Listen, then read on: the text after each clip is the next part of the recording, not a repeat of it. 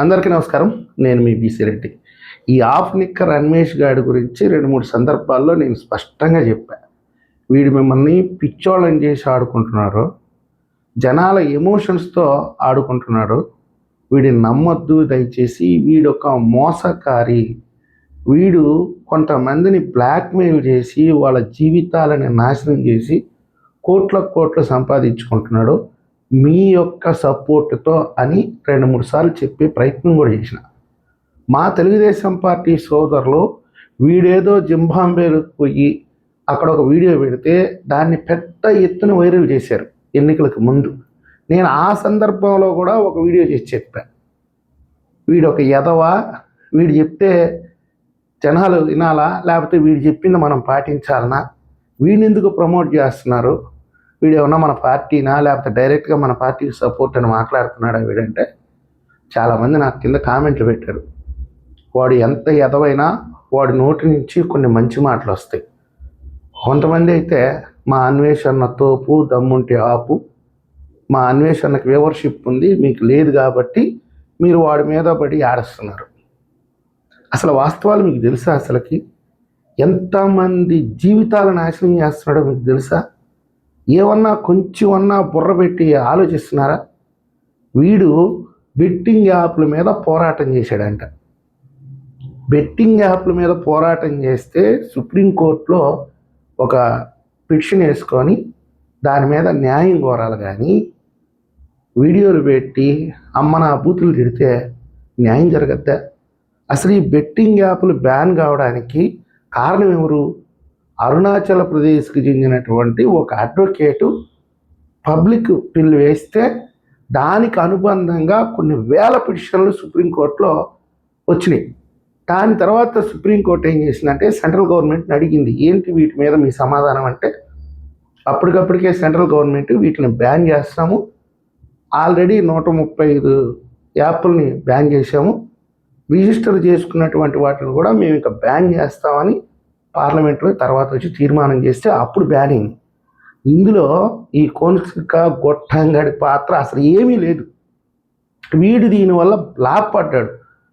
కొంతమంది సెలబ్రిటీని బ్లాక్మెయిల్ చేసి కోట్ల డబ్బులు వసూలు చేసుకున్నాడు. మీ పొరుగు బజారుకు లాగుతాను, మీరు భవిష్యత్తులో అసలు తిరగకుండా చేస్తాను, మీకు సినిమా అవకాశాలు రాకుండా చేస్తాను, ఎన్నో రకాలుగా వాళ్ళని బ్లాక్మెయిల్ చేస్తే వాళ్ళు అప్పుడు వరకు సంపాదించుకున్నటువంటి సొమ్ము కొంత వాడికి ఇచ్చి వాళ్ళ పేర్లు బయటికి రాకుండా చేసుకున్నారు. కొన్ని బెట్టింగ్ కంపెనీలకి బెదిరింపు మెయిల్స్ పెట్టి మీ బెట్టింగ్ కంపెనీ గురించి నేను ప్రమోట్ చేశానంటే నీ మీద కేసు నమోదు అవుతుంది కాబట్టి నాకు ₹1 కోటి ఇవ్వండి, మీ కంపెనీ పేరు చెప్పనని అక్కడ చేరి వసూలు చేసుకున్నాడు. వీడు బిజినెస్, వీడి బ్లాక్మెయిల్స్ పెంచుకోవడానికి బాగా వాడుకున్నది సిపి సజ్జనార్ సార్. పాపం ఆయనకు అభంశుభం తెలియదు, వీడి ట్రాప్లో పడిపోయాడు. వీడు ఆయన ఫోటో పెట్టి ఆయనతో మంచి ఫ్రెండ్షిప్ ఉందని చెప్పి కొంతమంది సెలబ్రిటీస్ని, కొంతమంది సినిమా హీరోయిన్లని, హీరోస్ని, కొన్ని బెట్టింగ్ కంపెనీలని వీళ్ళందరినీ బ్లాక్మెయిల్ చేసి ₹1 కోట్ల సంపాదించుకొని ఇప్పుడు థాయిలాండ్లోనో ఎక్కడో స్థిరపడ్డాడు. వీడు ఎప్పుడో పౌరసత్వం కూడా మార్చేసుకున్నాడు. ఉత్తర అమెరికాలో ఒక కంట్రీలో ఏదో కొంత $5,000 $50,000 కట్టేస్తే ఆ దేశ పౌరసత్వం ఇచ్చేస్తారంట. ఆ దేశ పౌరసత్వం తీసుకొని ఇప్పుడు వర్కింగ్ వీసాతో థాయిలాండ్కి వచ్చి అక్కడ చేరి ఇట్లాంటి అవాకులు చవాకులు వేలుతూ ఉన్నాడు. వీడేమీ ట్రావెలింగ్ చేసింది కాదు, ట్రావెలింగ్లో పెద్ద సమాచారం ఇచ్చింది కాదు. గాలి, అది ఒక గాలి. వీడు తోపు దమ్ముంది అంటే ఇంకా గొర్రెలు కనబడ్డట్టు అందరూ పడి వీడు పెద్ద వాడు నోరు తెరిస్తే బూతులు, లంజుల పదాలు, అమ్మలక్కలు, తెలుగు జాతే సిగ్గుపడేటటువంటి భాష. అరే ఇన్ని బూతులు ఉన్నాయా? వాస్తవంగా చెప్పాలంటే వీడి బూతులకి, వీడి టార్గెట్కి భయపడే కొంతమంది వీడు చేసే స్కాములు, వీడి బ్లాక్మెయిల్స్ తెలిసి కూడా నోరు తెరిచి మాట్లాడలేనటువంటి పరిస్థితి.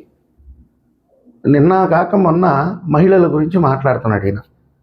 వాస్తవంగా అసలు వీడికి మహిళల గురించి అంత ప్రేమ ఎక్కడి నుంచి వచ్చిందో తెలుసా మీకు? అసలుకి తెలిస్తే మీరు అసలు ఆశ్చర్యపోతారు. మీరు ఏదో యాప్స్ ఉంటాయంట, సోషల్ మీడియా యాప్స్. ఆ యాప్స్ పేరు నాకు తెలుసు. అది కూడా సోషల్ మీడియాలో మంచి ట్రెండింగ్, నేను కూడా వాడుతుంటాను. ఆ యాప్లో కొంతమంది ఫొటోస్ పెట్టి exclusive content monthly charge ₹500 fix చేస్తారంట. మనం చూసే ఫోటోలు వేరు.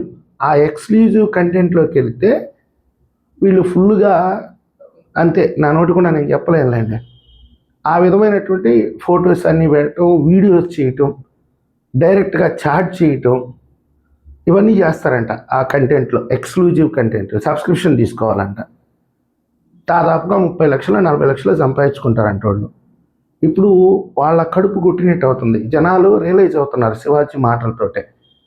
ఎందుకు అంత కసిగా ఉంటారు ప్రజలు అంటే, ప్రజలకు ఇవన్నీ తెలుసు, వీళ్ళు ఇట్లా మోసం చేస్తున్నారు, ఇవన్నీ తెలుసు. ఈ సెలబ్రిటీస్ ముసుగులో చాలామంది బిగ్ బాస్లో చేసినటువంటి లేడీ కంటెస్టెంట్స్ కూడా దీనికి అలవాటు పెట్టి ఉన్నారంట.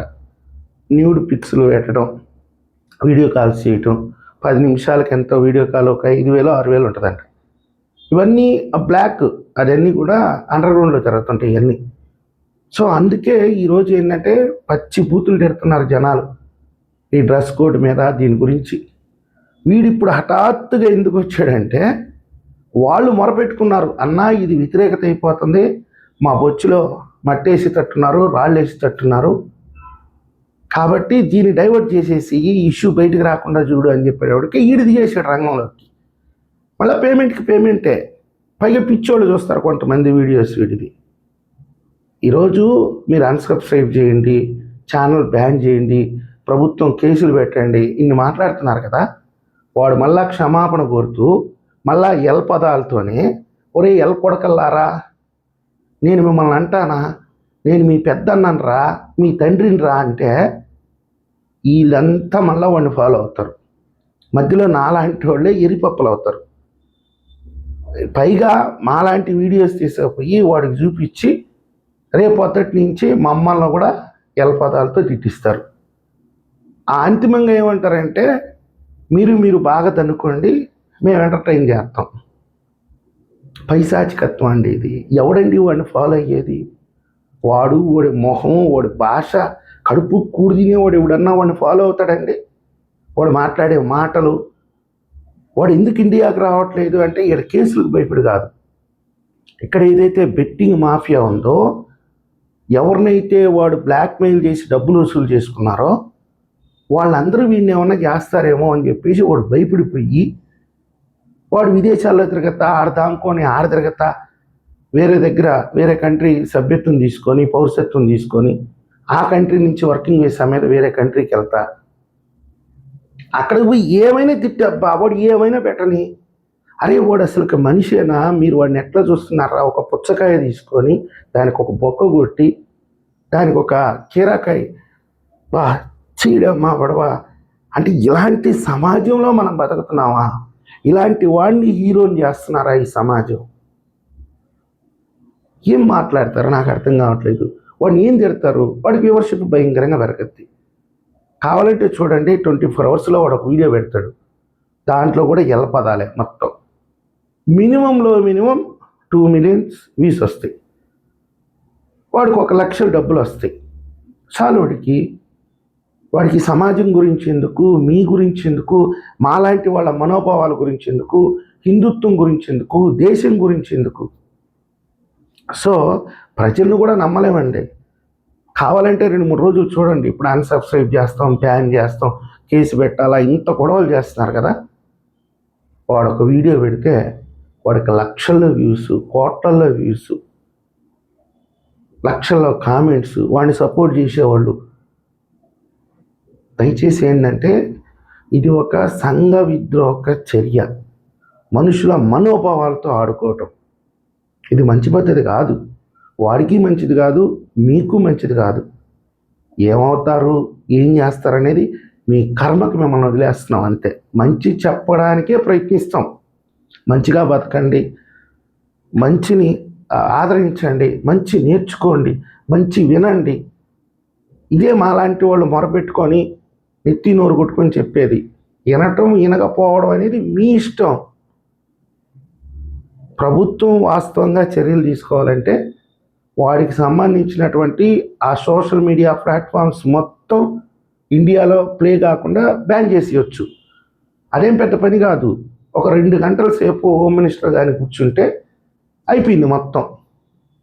కానీ ఈరోజు ఆంధ్రప్రదేశ్లో, తెలంగాణలో ఉండే ప్రభుత్వాలు వాళ్ళని వాళ్ళే కాపాడుకోలేని పరిస్థితిలోకి వచ్చేసారు. ఇంకా మీ మనోభావాలు ఏం కాపాడతారు, మిమ్మల్ని ఏం కాపాడతారు? మాలాంటి వాళ్ళ బాధని ఏం అర్థం చేసుకుంటారు చెప్పండి? వాడెవడో రావణాసురుడు అంట. పొద్దున్న లేస్తే పవన్ కళ్యాణ్ గారిని టార్గెట్ చేస్తూ నీచంగా మాట్లాడుతుంటాడు. వాడే మళ్ళా నన్ను అరెస్ట్ చేస్తున్నారు అని చెప్పి మళ్ళీ ఒక వీడియో పెడతాడు. అలాంటి వాళ్ళకి లక్షల్లో వ్యూస్. ఇది సంఘ విద్రోహ చర్య కదా, వీడు ఒక మతాన్ని తిట్టడం తప్పు కదా, వీడు ఒక కులాన్ని తిట్టడం తప్పు కదా, ఈ వ్యక్తుల్ని తిట్టడం తప్పు కదా అని ఒకడైనా ఖండిస్తున్నాడండి? చివరాఖరికి మాలాంటి వాళ్ళు ఖండిస్తే మా మీద దాడి చేస్తున్నారు. అమెరికాలో ఉంటారు వైఎస్ఆర్సీపీ కార్యకర్తలు, వాళ్ళు పచ్చి బూతులు తిడతారు. మాలాంటి వాళ్ళు ఖండిస్తే మళ్ళీ మా వీడియో లింక్ తీసిపోయి వాడికి పెట్టి వాడి చేత బూతులు తిట్టిస్తారు. మొత్తం మీద మీకు కావాల్సింది ఏంటి? ఎంటర్టైన్మెంట్. సమాజం ఎట్టిపోతుంది, మనం ఎట్టిపోతున్నాము, వీళ్ళు ఏం చెప్తున్నారు, మేము చెప్పే మాటలు మీరు వినకపోయినా పర్లా, కానీ వాళ్ళు చెప్పేది మాత్రం వినబాకండి. అది మీ మానసిక స్థితిని సర్వనాశనం చేసేస్తుంది. మీరు మనుషుల నుంచి మృగాలుగా మారిపోతారు. మీ తల్లిదండ్రులను కూడా మీరు గౌరవించుకోలేని పరిస్థితికి వచ్చేస్తారు. చివరికి మీ ఇంట్లో ఉండే అక్క చెల్లెళ్ళను కూడా మీరు వక్ర బుద్ధితో చూసే పరిస్థితికి వచ్చేస్తారు వీళ్ళని కానీ ఫాలో అయితే. అదే మా లాంటి వాళ్ళ భయం, బాధ.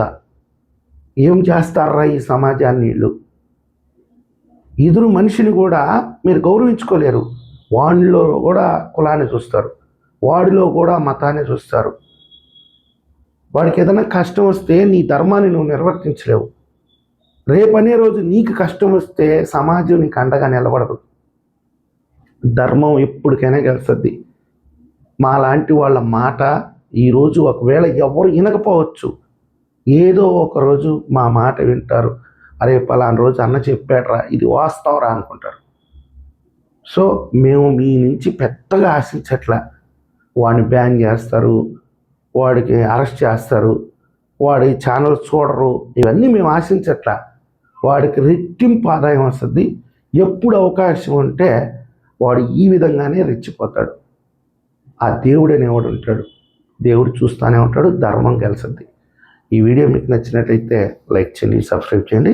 ధన్యవాదాలు.